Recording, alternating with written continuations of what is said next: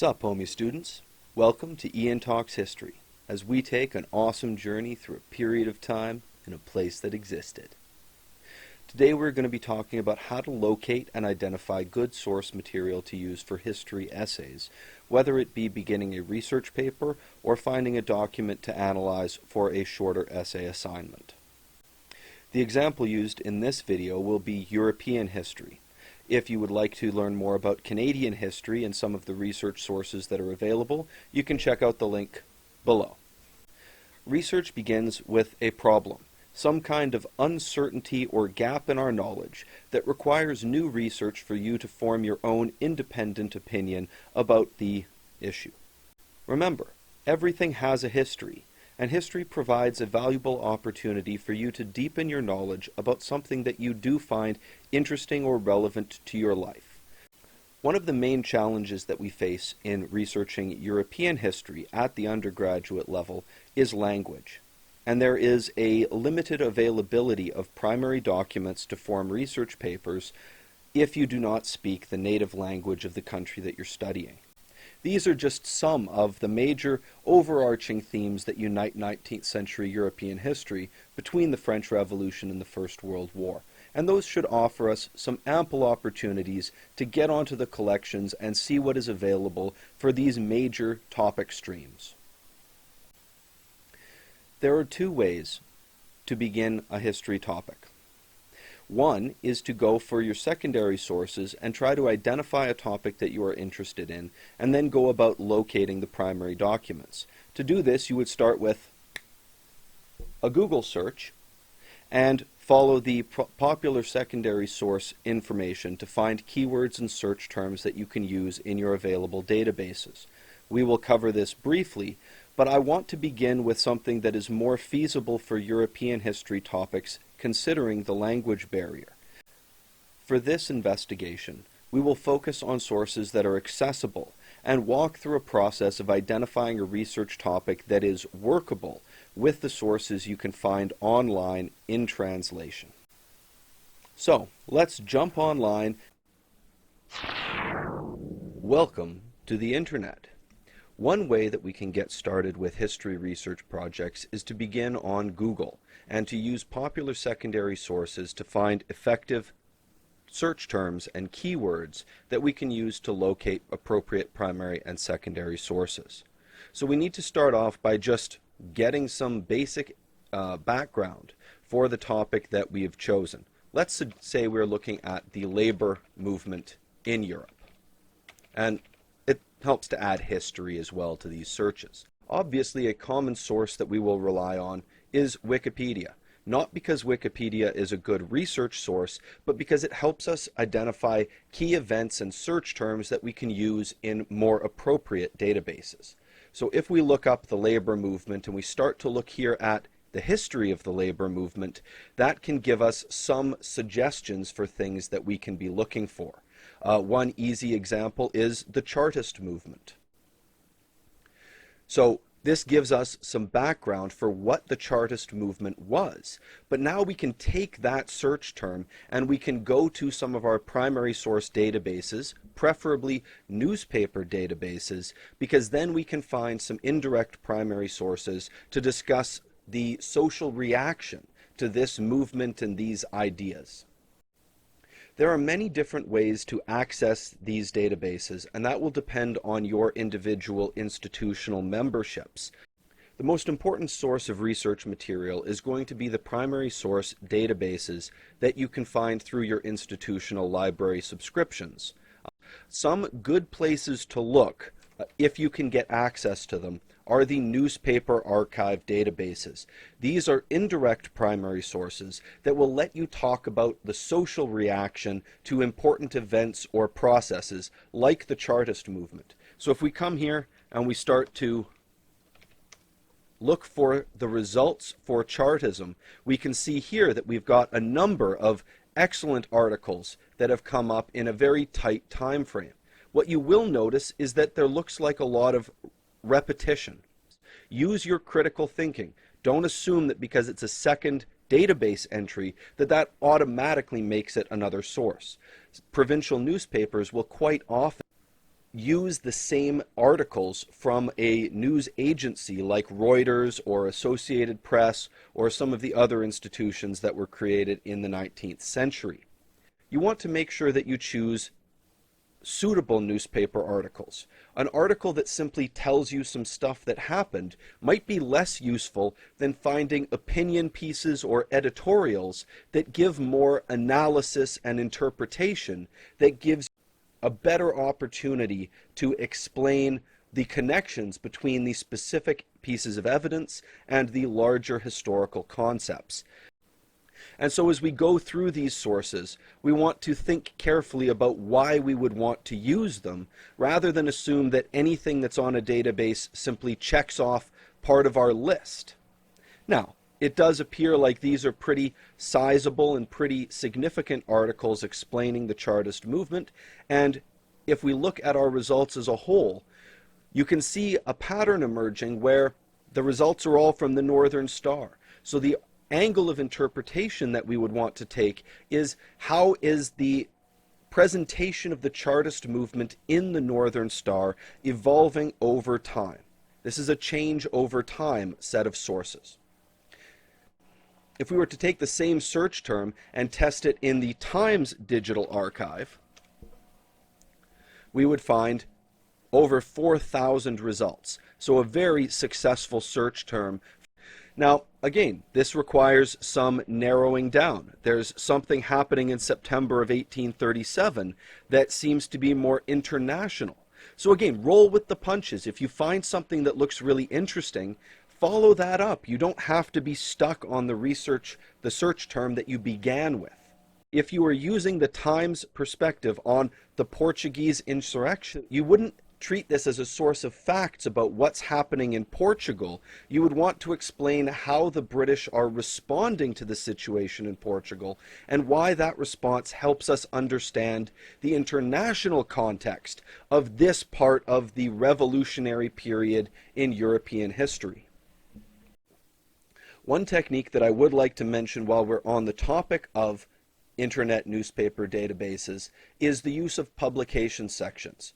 Choosing opinion and editorial and getting rid of some of the other categories can really help you get more engaging source material. So here we say the Paris papers of Sunday have reached us by the usual express. Well, this is the Times providing commentary on the news, and that allows us to think a little harder about what the newspaper's perspective is. A letter to the editor is incredibly valuable because this is an individual making a statement of their views and opinions, and a collection of letters to the editor can be an absolutely fantastic primary source for a research project in European history.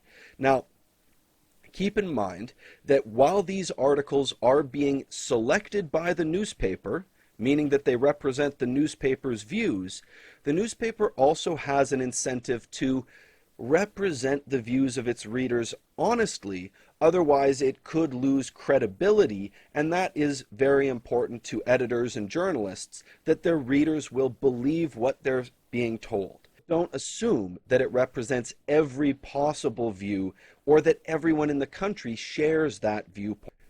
But overall, this is not the way I would suggest embarking on a European history research project unless you have something that you are super keen on doing and don't mind hunting through a number of articles to find a good selection of sources. If you are looking for an easier set of sources to access and are less concerned about the specific material that you work with, I would recommend looking at some of the online collections of documents to at least get you started. For the most part, you will be able to construct a reasonable first, second, even third year research project with the kind of material that you will find fairly easily on these collections. The first one that you can see here is the Internet Modern History Sourcebook, edited by Paul Halsell, and an absolutely fantastic resource. And as he's honest with you about, it is an old database and there are a lot of broken links within it. So when we go here on the thematic selection sidebar, you can see that there is a breakdown of many different topics, and we might want to cover more than one of those selections if we are trying to assemble a solid research project using multiple sources. For instance, if you're interested in the Industrial Revolution, that's great, but maybe you want to combine that with 19th century German sources if there is material that would be relevant. For instance, if we're looking here at 19th century France to think about what material we could build a project around, the one that is jumping to me is the Paris Commune. 3 sources on the Paris Commune, that suggests we would have enough material to begin the process of analysis, and a reasonable length document such as this one by John Layton. This would be a good choice for a document analysis or as one of the major research sources in a short research paper. Another excellent online collection of primary sources is the Hanover Historical Text Collection from the Hanover College in the United States. Now you can see here they have a number of different collections. Obviously we would be looking for modern Europe for the 19th century, but there are other documents that you can obviously pursue. Now again, when we look at the selection here, we're limited to what material is available. Now, we could easily put together a paper on the cahiers de doléances and the grievances of the French people in the lead up to the French Revolution. One thing that you will notice, and it becomes even more clear when we get to the third collection of documents, is that Marxist literature and socialism in general is very well preserved and easily accessed. What it means is that you have a good access to a set of commentaries on the social and economic and political relationships of society, and in compiling this database of Marxist thought, it is actually fairly comprehensive for a lot of cutting-edge thinkers and ideological writings from the 19th century. So for instance, if we came here and we looked at the Fabians, this is a society of social reformers in Britain that is writing in the late 19th and early 20th century, trying to promote a more reformist idea of social change in opposition to the revolutionary socialism that was really being pressed by Lenin. When we get into this kind of literature, we need to understand that this is going to be a more intellectual history. If we chose an individual as the focus of our research, for instance, Edward Bernstein, who was the champion of evolutionary socialism in the German Social Democratic Party, so we could choose one or more of these items, but then focus on analyzing it in its direct context. If we are looking at his address to the International Working Men's Congress in 1889, if we're looking at his writings on socialism in Germany in March of 1890, we want to make sure, one, that we have enough material. One of these sources is not enough to build up your entire research paper unless you are doing a single document analysis, in which you want to think about how this specific source connects to its larger context and to the larger narrative of history. If this is talking about the moment of time in Germany in 1890, we want to understand what that means for Germany in 1890, in the transition of power from Bismarck to the more hand-picked chancellors of Kaiser Wilhelm II, in terms of the rise of German ambitions, both imperially and navally, that bring them into conflict with Britain at the time. How does this source help us understand the political conflicts in Germany at that moment, and in the context of German history, but then also looking at it in the context of socialist ideology? Bernstein is very well known for promoting an evolutionary model of socialism. So if we're going to use these kinds of sources, we want to make sure that we're thinking about it in that context. So if we want to look at Jean Jaurès, well, we want to think about how Jean Jaurès is reflecting the French context. So where Bernstein would help us understand what is happening in Germany and how these thinkers are engaging with it, Jean Jaurès would have to be analyzed in the French context. If you pick a thinker from the Marxist Internet Archive, then you will want to find a document or a section of a document that is an appropriate length for the assignment that you are expected to produce. If you are looking at a 3 to 5 page paper, you should be looking for a source or a selection that's between 5 and 10 pages. If you are looking to begin researching a longer paper, then you will want to consider how well different sets of sources fit together, or choose a longer work to investigate in more detail. By now, you should have a reasonably solid grasp of how to go about constructing a history research project, whether it be by identifying a set of primary sources and then expanding your project from that base, or by identifying a successful topic and then trying to identify accurate source material relevant to that topic. Either of these approaches is viable, but it will depend on which part of Europe you want to focus on. For British topics, you can try to identify a key event and then use the newspaper and periodical databases in order to find indirect primary sources relevant to that topic.